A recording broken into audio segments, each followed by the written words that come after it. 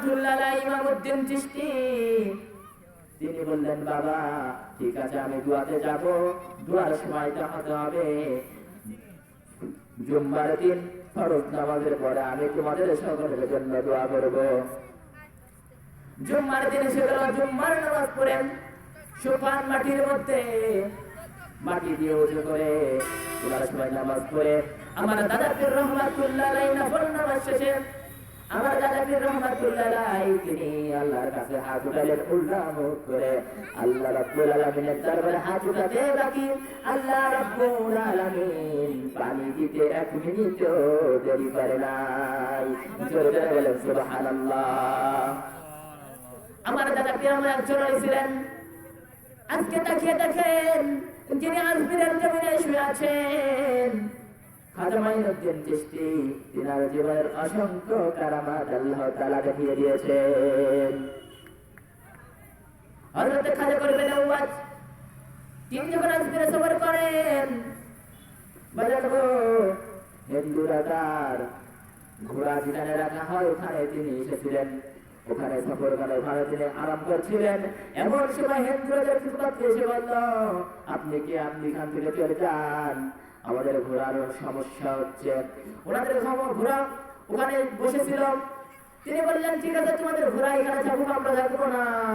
তিনি যখন চলে গেলেন ঘোড়া আর ওঠে না, ঘোড়া কি হয় না, ওখান থেকে পাও দিয়ে দাঁড়াইতেও পারে না। তিনি বললেন আল্লাহর ওলি, তিনি যখন আজমিরের জমিনে ইসলাম প্রতিষ্ঠিত করার জন্য এসেছিলেন, বাজানগো আমার ইসলাম প্রতিষ্ঠিত করার আসার পরে হিন্দুরা যে একদিন মন্দিরে গিয়েছেন পূজা করতে, এমন সময় দেখে নদীর পার থেকে ভেসে আসতেছে মুসলমানদের আজানের আওয়াজ।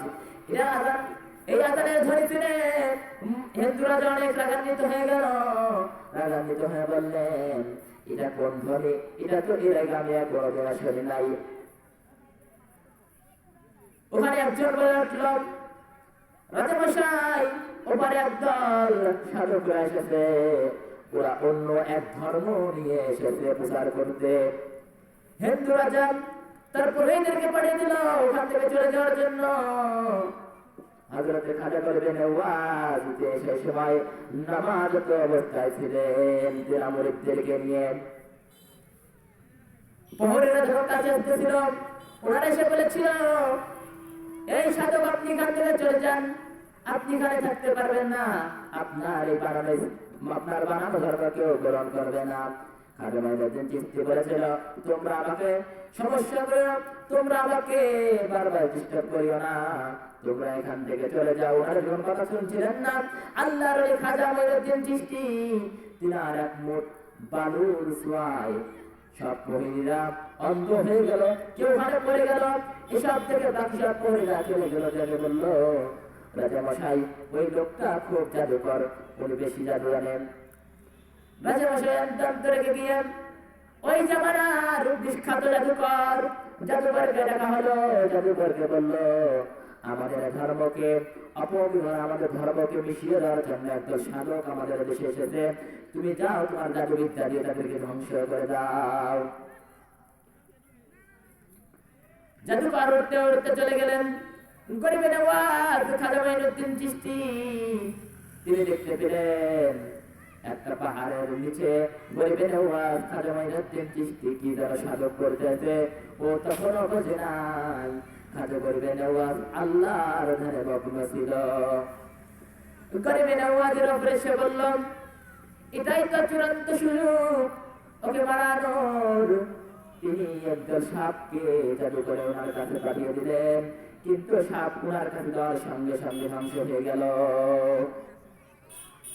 এবার জাদুকর আক্রান্ত হয়ে গেল, এবার আরো বেশি জাদুকর জাদু প্রভাব করলো, জাদু প্রভাব পড়ে না। তিনি একটা পাথর তিনার উপরে নিক্ষেপ করলো 5 দিক দিয়ে। এমন সময় গরিবে নওয়াজ এক আঙ্গুল তুলে পাথরকে বললেন, এ পাথর তুমি কি আমাকে মারার জন্য এসেছো? কারো তুমি এসেছো? আল্লাহর হুকুম তুমি এসো, তাহলে আমাকে মেরে ফেলো, আর যদি শয়তানের হুকুম আসো